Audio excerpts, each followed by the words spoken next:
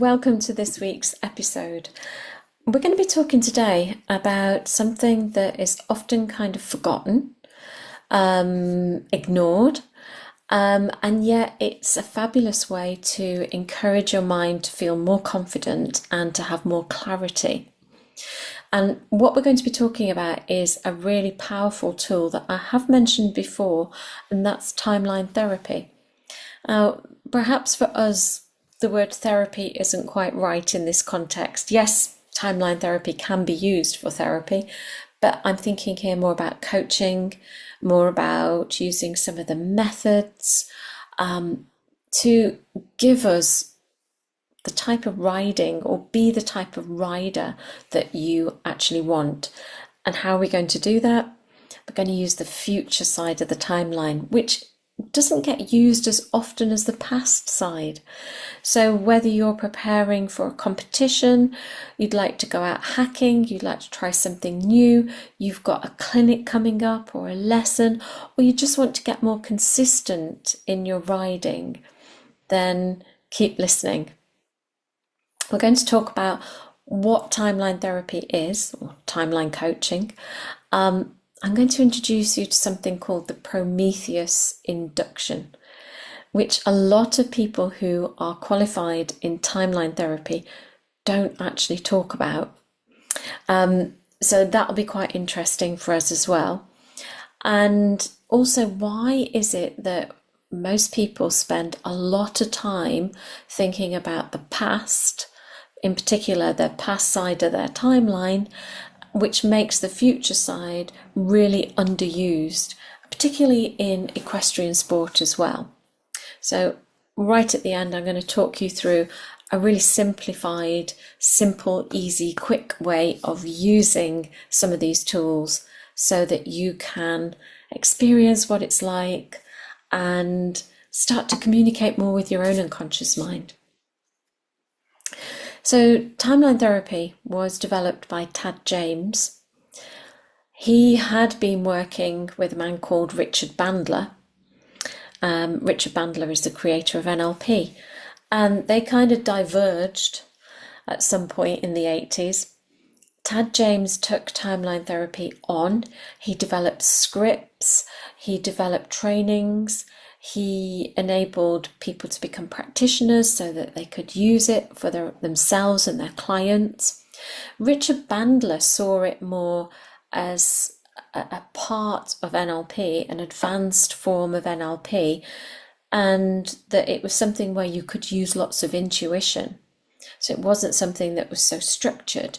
You could have a basic idea of what you could do, what the possibilities were, and then run with it.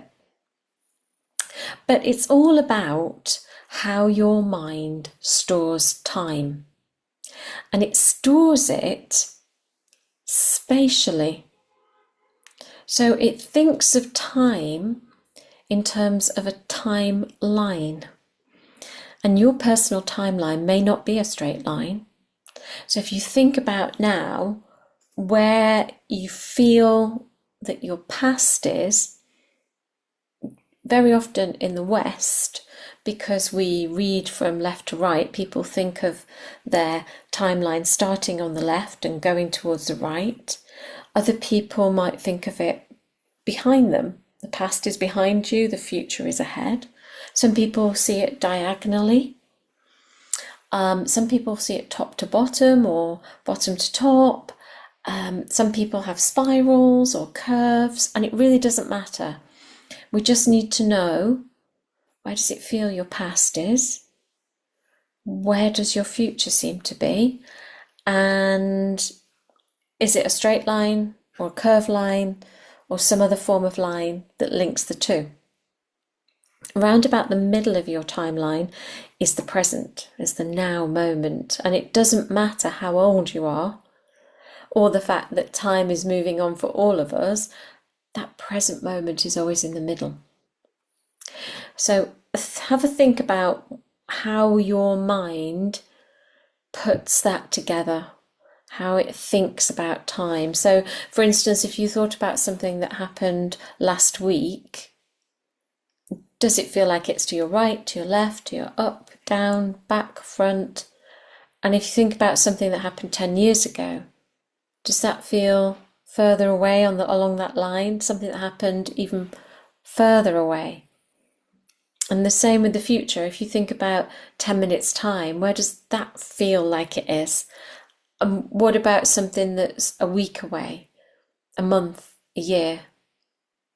And can you see that this would estimate a line in some way?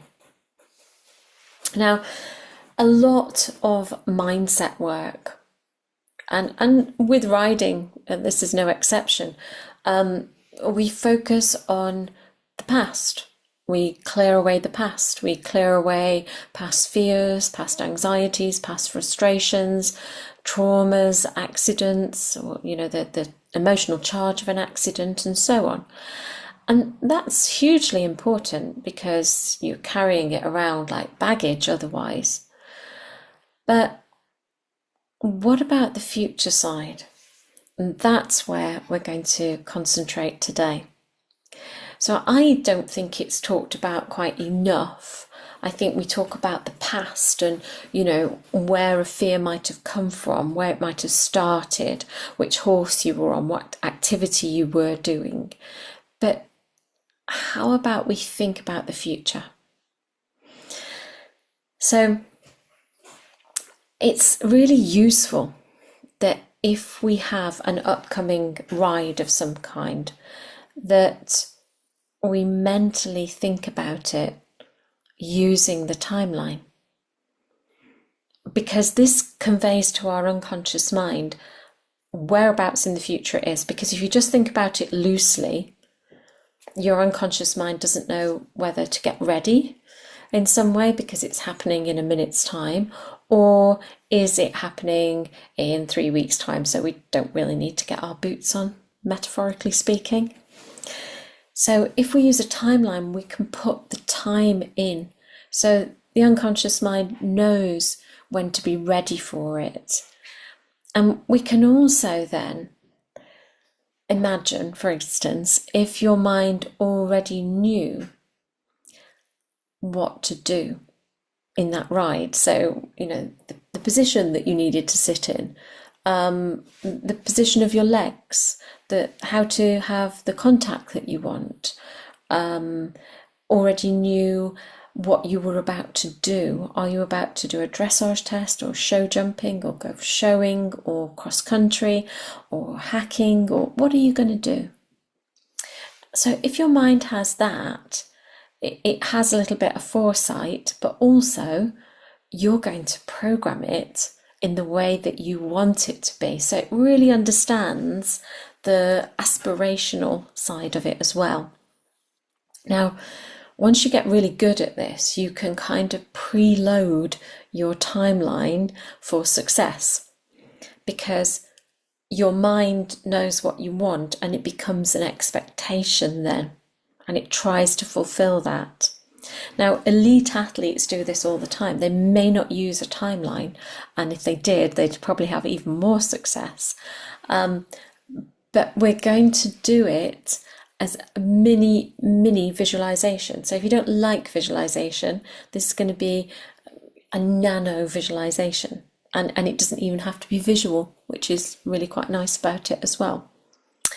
So it not only readies the mind, in my opinion, it steadies your mind as well. So you can imagine if you got this into your practice, if you did this really often, that things would become easier. It'd be easier to do daily basis, weekly basis, before each ride, before a big ride, but also the rides themselves become more fluid, easier. So we really do reap the benefits here. So I want to tell you a little bit about the particular type of timeline therapy that I think works really well. And you may find it difficult to find out about this particular type because, as I say, a lot of people don't use it. It's called the Prometheus Induction.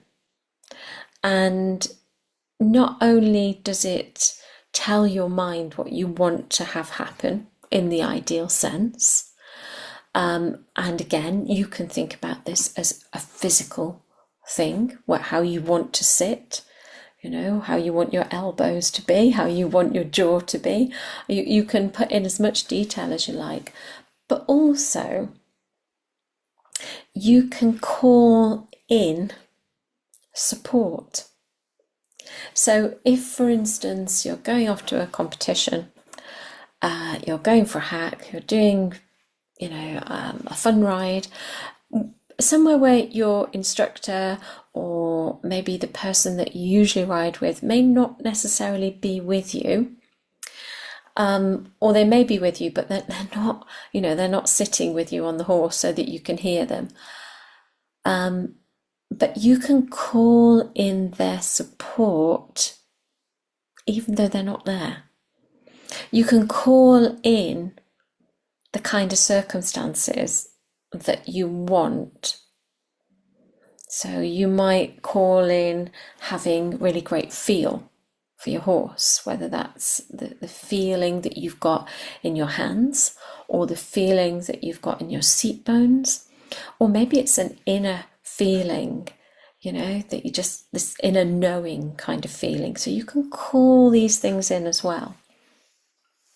So the whole technique's called Prometheus because Prometheus was a person from Greek mythology, and he was the person who stole fire from the gods and gave it to the humans.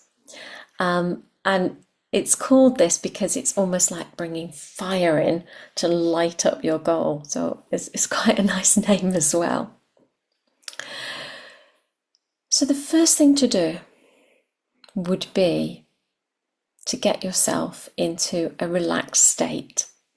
So if you're doing this whilst driving or anything else where you need concentration, you probably want to pause and come back to it, or listen to the instructions but don't actually do it. So you want to sit down or lie down somewhere quiet. Give yourself a moment. It's not going to take very long, maybe 5 minutes. And you want to just ground yourself. Sometimes this feels like just breathing out and breathing out all the everyday. Just kind of letting it go, letting it fall away, knowing you can come back to it in a few moments' time. It may be thinking about a happy place. I like to think about the beach. That immediately grounds me. I can hear seagulls, I can hear the sea, I can feel the sand on the soles of my feet and between my toes. I can feel a little bit of a ripple of the sea coming over my feet. And I'm there, I'm in this different state. So just ground yourself. You don't have to be in some deeply meditative state. You just want to be a little bit relaxed.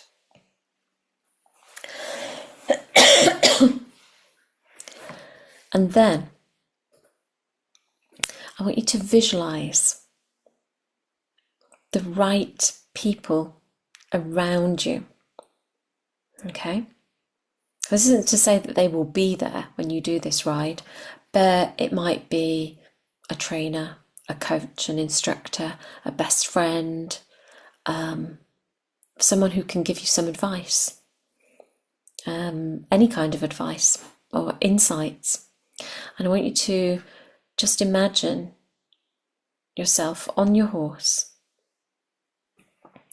and you've got these people around you. And you may not be able to see them, but you just know they're there. So as I said before, you don't need to be able to see these things too clearly. I want you to imagine the circumstances that you want. So whether it is that you want this beautiful elevated trot, or you want to feel that you're getting the right striding before a jump, or you just want to tootle down the road happily on a hack, whatever it is that you want, That's your circumstances. And you're almost feeling like these things are magnetized towards you. You know, you're just kind of pulling these people and circumstances in. And as you think about that, you know, you've got the people who can help you. You've got the situation that you really want. Then take a few deep breaths. And I want you to think about the date that you want this. Okay? When you've got the date, I want you to just float above your imaginary timeline. So you're taking all the people and circumstances with you. You're all floating up above now on the timeline. And I want you to just, if you're visual, start to see what you will see on that day. You might want to brighten up the colours and the general brightness of the picture. You might want to sharpen the focus. Hear what you will hear. You might be able to hear the people who are there as your cheerleaders and supporters, what they're going to say to you, those words of wisdom and encouragement. You might want to hear other things, you know, birdsong, footfall, people who are watching you, a hum of activity. You might want to just hear the sound of hooves on the road, or whatever it is. You're just listening. And then your feelings: confidence, can do, self-belief, self-trust, focus, and really feel it. And now, taking the circumstances, the people, the sights, the sounds, the feelings out over to that date that you chose. So I want you to gently float out into the future side of your timeline.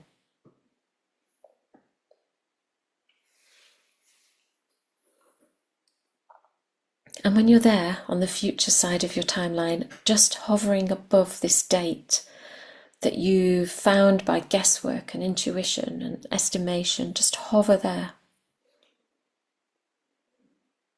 I want you to think about what will be the point that you know you've done it. Will it be jumping the last friends? Will it be saluting the judge? Will it be walking through the gate of your yard back home? Will it be completing your fun ride?